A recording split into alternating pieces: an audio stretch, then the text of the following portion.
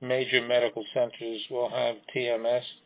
A very rare approach, which probably will die, is the excuse me, Vipassana and ketamine approaches take off, is so-called deep brain stimulation, where electrodes are put into key regions of the brain in order to stimulate their activity. We know that there's a imbalance of the excitatory and inhibitory systems in the brain, and they had trying to change that balance in the right direction, as using pharmacologic agents in the past has not succeeded. That's what the ECT corrects that, and some of the deep brain stimulation.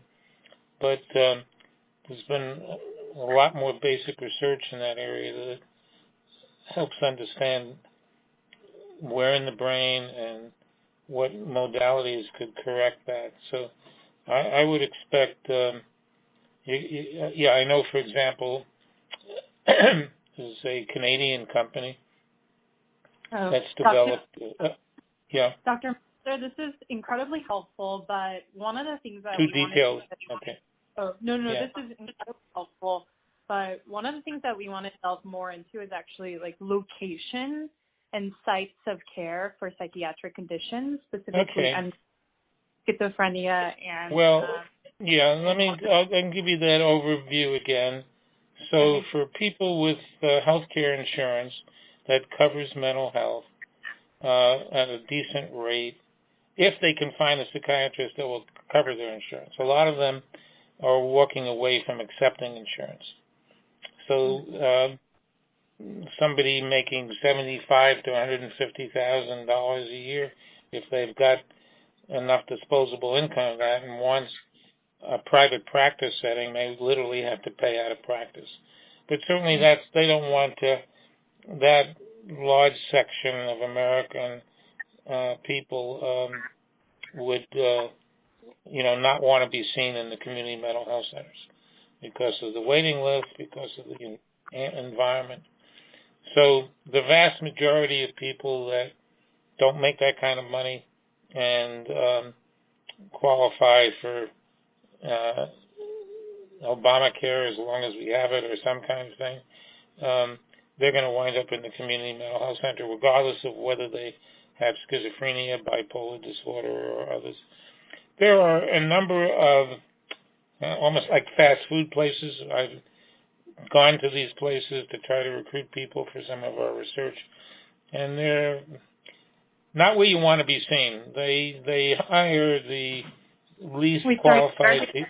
The community mental health center that you're talking about? No, I'm thinking specifically, it's the like Northwestern is, Michigan Avenue, Chicago, and 3 blocks from here on Chicago Avenue, there's a clinic that probably got 1,500 bipolar patients who they call bipolar.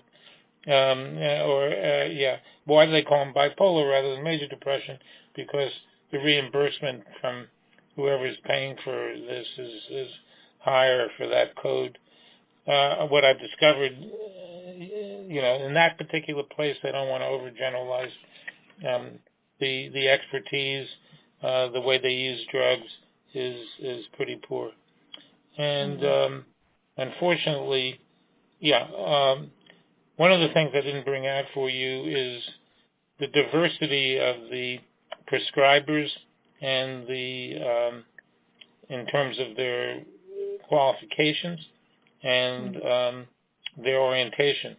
So by diversity and qualifications, I mean in the community mental health centers and a lot of these places that I talk about, they'll have very few physicians, very few psychiatrists, and a lot of nurse practitioners.